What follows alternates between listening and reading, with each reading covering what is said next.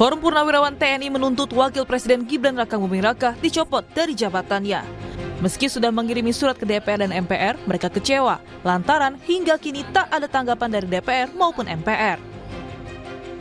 Kalau sudah kita dekati dengan cara yang sopan, tapi ternyata diabaikan, nggak ada langkah lagi kecuali kita ambil secara paksa.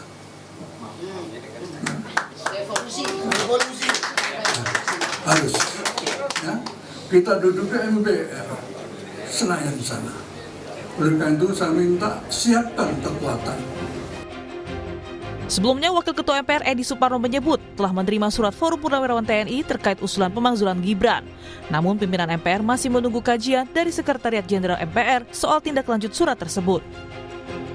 Ya, kami juga sudah menerima surat itu. Tentu kita sedang menunggu hasil kajian dari Sekretariat Jenderal MPR tentang tindak lanjut atau permasalahan yang memang menyangkut surat tersebut.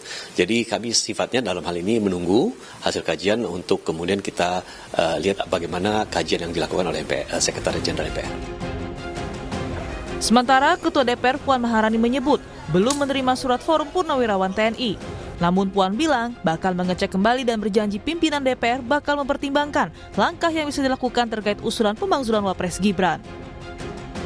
Terkait dengan surat, kita akan cek kembali apakah bisa langkah-langkah apa yang akan dilakukan, dan tentu saja kita akan proses nantinya dengan sebaik-baiknya.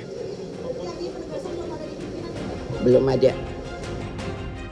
Ketua Umum Solidaritas Merah Putih Sylvester Matutina bilang pemakzulan Gibran bukanlah suatu hal yang urgensi.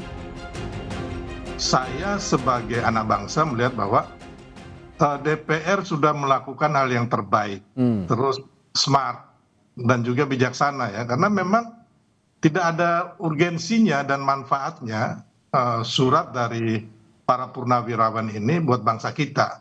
Bahkan menurut saya cenderung hanya menjadi ajang untuk adu domba antar anak bangsa. Jadi kalau saya melihat bahwa fakta-fakta hukum yang diajukan berlandaskan surat ini kan antara lain yang sebenarnya sudah selesai ya.